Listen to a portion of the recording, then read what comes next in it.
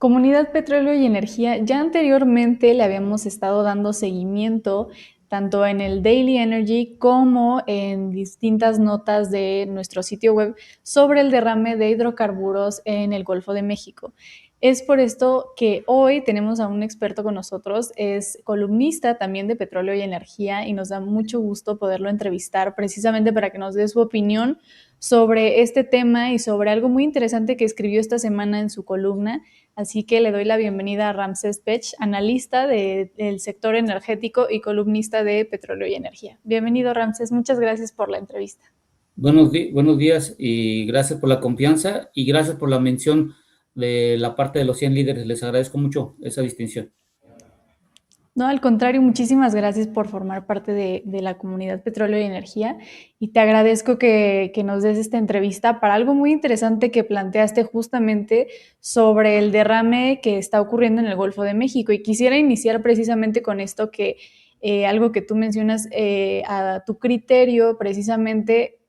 ¿Considera que fue adecuada la respuesta, digamos, institucional que se ha llevado a cabo con este derrame? No, no es la adecuada desde el punto de vista técnico, operativo y desde un punto de vista del control de los derrames. ¿Por qué digo que no? Porque en primera instancia he visto que el gobierno se ha basado en las cuestiones de las fotografías satelitales. He visto muchas organizaciones que se han basado sobre todo en las informaciones del satélite. Un derrame no se mide por una imagen, un derrame se mide por el volumen cuantificado, su recuperación, su tratamiento y sobre las posibles consecuencias que se tengan al no haber tenido un control adecuado. Esto es muy significativo porque las fotografías solo nos dan el área. Es decir, ustedes recuerden en primaria, para calcular el volumen de cualquier figura necesitábamos una altura o un espesor. El espesor te lo va a dar sobre todo el tipo de hidrocarburo, porque al tener una densidad y tener una separación con el agua de mar, se hace una altura y con esa altura podemos calcular con la imagen satelital y el área, calcular cuántos barriles realmente fueron en un momento derramados en cuanto a las cuestiones del mar. Y en México creo que nos falta mucho sobre este tipo de derrames, cómo debe su control. Y lo más peligroso, hay que recordar que en México más del 80% de nuestra producción lo hacemos en el mar. Y eso debe de llevarnos, lo que ha sucedido, a que no importa que tú tengas N número de individuos en las playas, un volumen recaudado de más casi de 900 toneladas no es petróleo crudo, es hidrocarburos y muchas cosas que están ahí. Es una emulsión espesa junto con otras cosas que llegaron. Y creo que aquí lo más importante es determinar si realmente nosotros tenemos en México, no me refiero a lo que cuando ya pasa el derrame, sino es cómo contener el derrame las primeras 72 horas, cosa que yo he visto que en México, de acuerdo a lo que he observado, no lo tenemos y eso es muy peligroso. Claro, y justamente de algo bastante importante que menciona, que es que se hace de una vista satelital, pero se ha hablado mucho, sobre todo en las últimas semanas, y incluso ayer la presidenta pues, mencionó que en Semana Santa hubo bastante turismo en esas zonas, que si el mar no hubiera estado afectado, pues la gente no hubiera ido. Pero ¿cómo es posible que tengan, digamos, certeza ellos de los daños ecológicos precisamente si pues no hay estos estándares con los que puedan medir precisamente cuáles son los daños ecológicos que existen en las zonas? Sí, y es importante lo que acaba de mencionar porque para poder evaluar cuál es el daño posible, debe estar en función del volumen original del derrame y cómo fue contenido. Voy a dar este ejemplo, simplemente, por ejemplo, tomando cómo lo hacen en Estados Unidos y si lo hubiéramos hecho aquí en México. Supongamos que hubo un derrame en una infraestructura, no estoy hablando de la chapopotera, no estoy hablando de los barcos, y voy a hablar un paréntesis rapidito. Los barcos no puede llegar el tipo de emulsión espesa que llegó en las playas, color negro. Los barcos posiblemente fue una transferencia de combustibles que es de otro color y muy diferente, no crea ese color, eso es lo primero. Lo segundo, las chapopoteras son emanaciones naturales de cambios tectónicos que abren o cierran donde existe petróleo crudo a cierta profundidad, no como están los pozos petroleros. Recordemos que Cantarell fue descubierto por las chapopoteras, por el pescador Cantarell que lleva su nombre. Y dicho esto, creo que haciendo un hipotético caso y asumiendo como lo hacen en Estados Unidos, si se hubiera hecho de la siguiente forma, creo que tendríamos otra cosa por lo que puede pasar. Primero, cuando existe un derrame, automáticamente si es en una infraestructura, el que es el encargado o es el operador de un campo donde existe una infraestructura del derrame, tiene que reportar en forma inmediata y automáticamente tendría que estar volando o saliendo un helicóptero para determinar la dimensión de la mancha y poder establecer con ello el área que se tenga en un momento dado. Ya teniendo el área y con la referencia del tipo de hidrocarburo, se podría calcular el volumen y con el volumen podríamos sacar embarcaciones que tendrían ciertas barreras mecánicas que podrían ir en un momento dado, en un tiempo, llegar sobre donde está el derrame. Teniendo esta cantidad de barriles, se calcula si hay que poner dispersantes o hay que hacer otra acción, no solo mecánica, para recaudar. Supongamos que había un mal tiempo y solo nos dejaron recuperar del derrame, que fueron 100 barriles de acuerdo al cálculo que se hizo con el tipo de hidrocarburo y el espesor, solo se recuperaron 60 barriles. Estoy dando un dato nada más para ejemplo. De esos 60 barriles, 40 barriles no se pudieron contener y lo que se hizo es que se tiene que dar un monitoreo, hacer un cálculo de acuerdo a las olas, cómo se están portando o comportando los siguientes días, ver las mareas que se van a tener, ver las temperaturas, y esto nos daría una trazabilidad de la mancha hacia dónde podría llegar.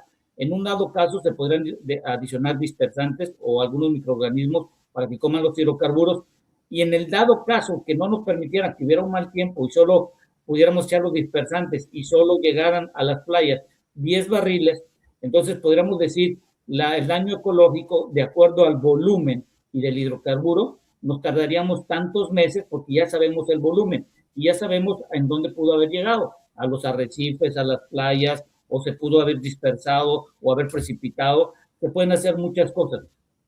Esto no se hizo porque la realidad es que se empezó a hacer algo ya cuando empezaron a llegar a la playa las manchas de la emulsión espesa que llegaron, y esto me dicta mucho que carecemos de un protocolo como el que acabo de mencionar para poder determinar el volumen.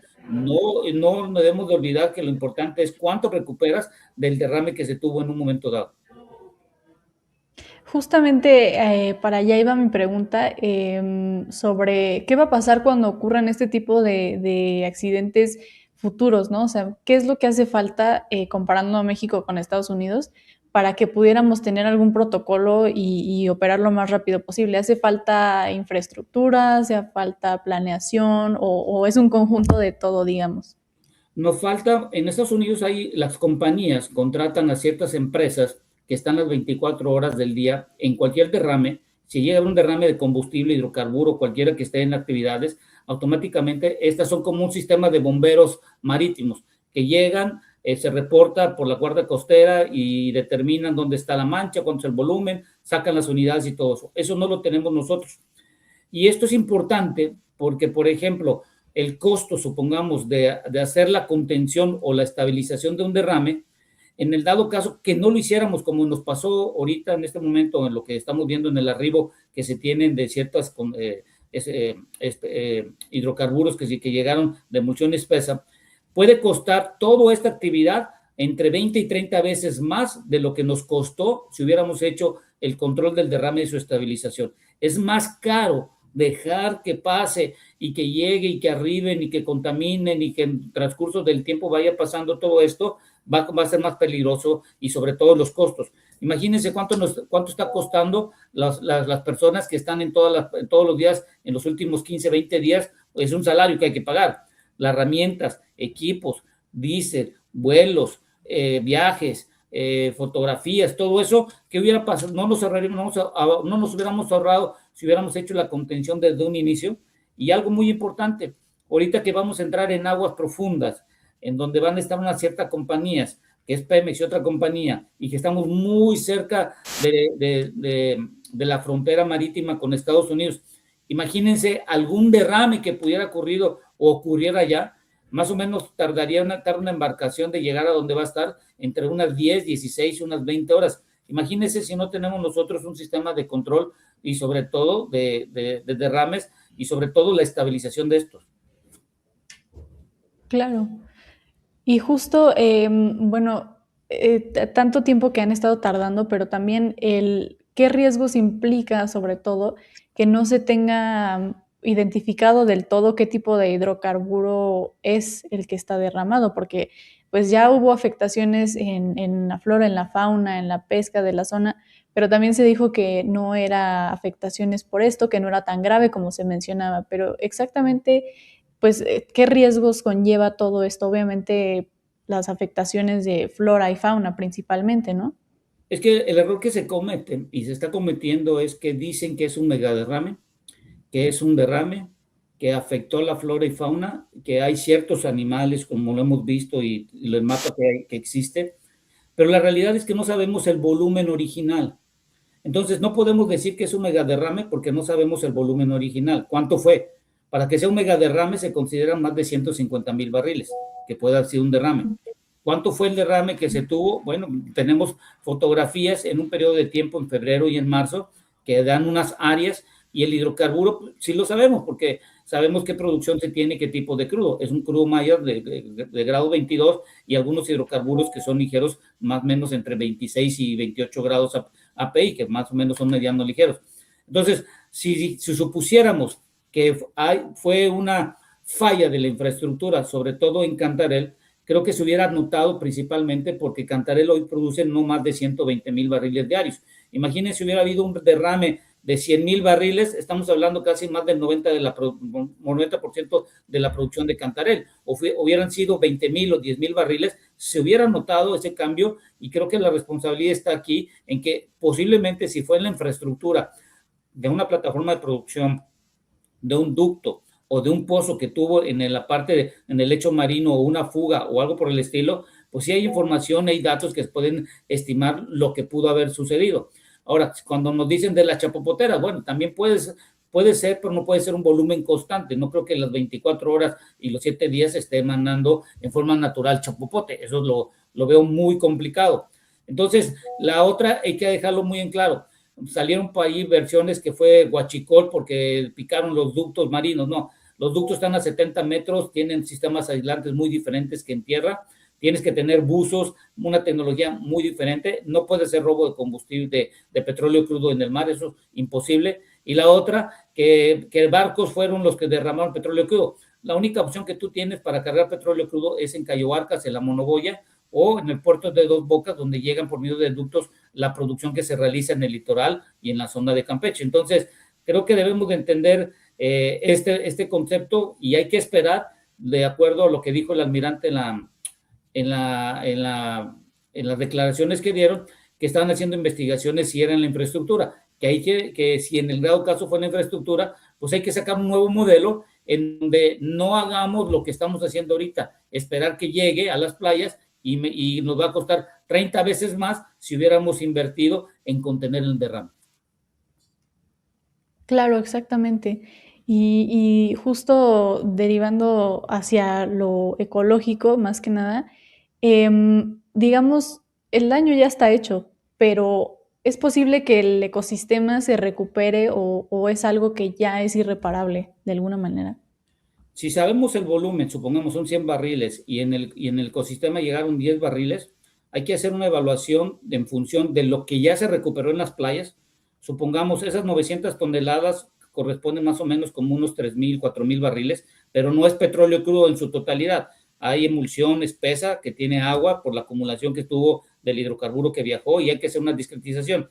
Pero supongamos que pudiéramos hacer un análisis en función del volumen original, más lo que arribó, y todo esto haríamos un diferenciador, y ahora sí podemos decir, mira, fueron un derrame de 10,000 barriles, recuperamos 4,000 con emulsión y todo eso, estimamos que 5,000 pudieron haber estado en el medio ambiente, vemos que el origen fue en una plataforma en tal posición, el tiempo que llegó fue tanto, hubieron el oleaje, hubo la temperatura, posiblemente se precipitó una parte en esta área por cambio de la salinidad en el agua, o quedó en los arrecifes o algo por el estilo que pudo haber pasado. Entonces, mientras no tengamos un volumen original, podemos decir que existe daño ecológico, pero no podemos calcular el tiempo que podemos hacer la limpieza, porque no sabemos cuánto realmente quedó impregnado en el ecosistema, y cuando sepamos el volumen del ecosistema, entonces ya podemos decir, si fueron una cantidad de barriles,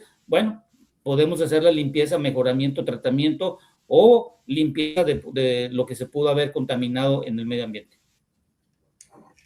Claro, creo que esta entrevista me deja súper impactada porque creo que estamos en un punto súper ambiguo entonces, porque se han manejado muchísimas versiones de que ya se limpiaron el 80% de las playas, que ya no hay contaminantes, que todo está funcionando al 100%, que el daño ecológico es reparable de alguna manera, pero creo que entonces todo lo que menciona es que hay que precisamente definir exactamente cuánto fue el derrame, ¿no? Y de ahí partir para saber qué cambios urgentes se requieren pues dentro de la industria petrolera mexicana nacional, ¿no? Y ahí hay que insertar que necesitamos una empresa que pueda estar las 24 horas del día en contención de cualquier derrame.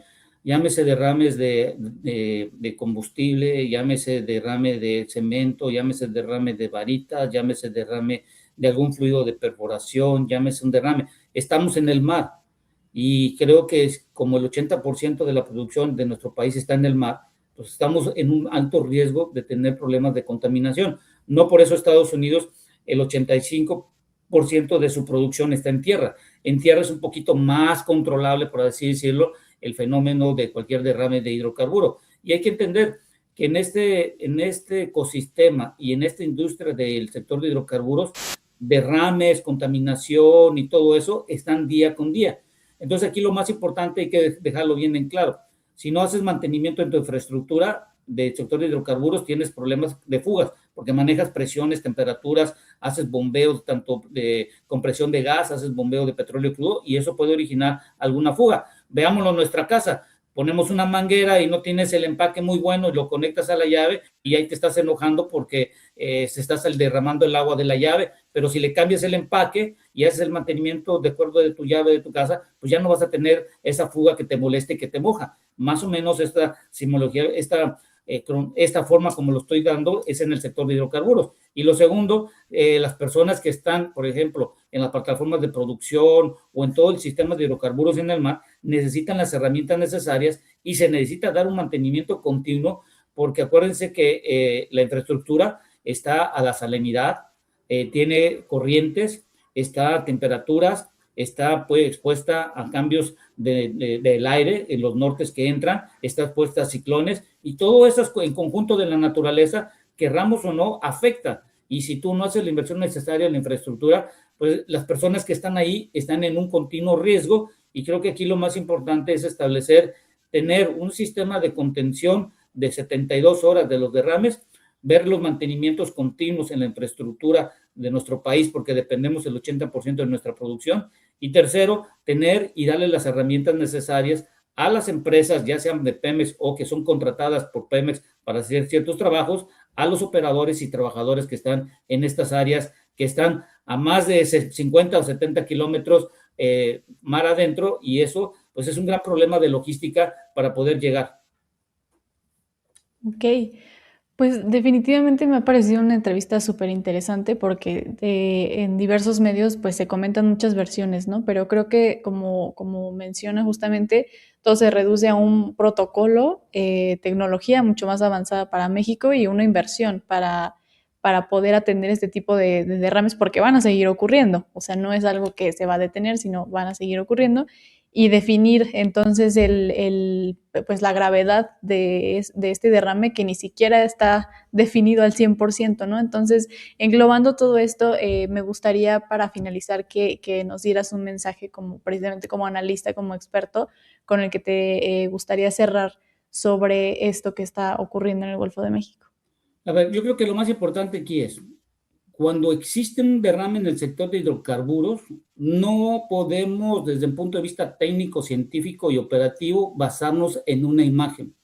Se debe de calcular el volumen en función del hidrocarburo y del espesor el que tiene en el área específicamente calculada y con esto tener planes de contingencia, estabilización, seguimiento y sobre todo determinar las posibles causas al medio ambiente en función del volumen que se derramó en un momento dado. Hacer conjeturas en el supuesto de una imagen, hacer conjeturas sobre el supuesto del arribo de emulsión espesa o otros contaminantes que en el transcurso del tiempo llegaron a las playas, creo que no es desde un punto de vista profesional, ni son de punto de vista de cuanto al sector de hidrocarburos, hacer conjeturas. Recordemos que si prevenimos sobre todo y controlamos un derrame, el no hacerlo nos puede costar entre 20 y 30 veces más si lo hubiéramos controlado el derrame y estabilizado el mismo con la recuperación en función del volumen originalmente calculado. Con esto, lo importante aquí en nuestro país es determinar en dónde queremos estar ante la dependencia de la producción en el mar del 80% y ahora que queremos entrar en aguas profundas. Ok, pues muchísimas gracias por esta entrevista y sobre todo por este punto de vista de un experto, ¿no? Porque una cosa es lo que vemos en medios y otra ya muy diferente es que alguien que es analista nos explique un poco más sobre lo que está pasando. Muchísimas gracias por tu tiempo, por esta entrevista. Muchas gracias. Gracias, y gracias por la confianza y gracias por la mención de los 100 líderes. Les agradezco mucho. Muchas gracias. El futuro energético de México no es una idea lejana, se está construyendo hoy.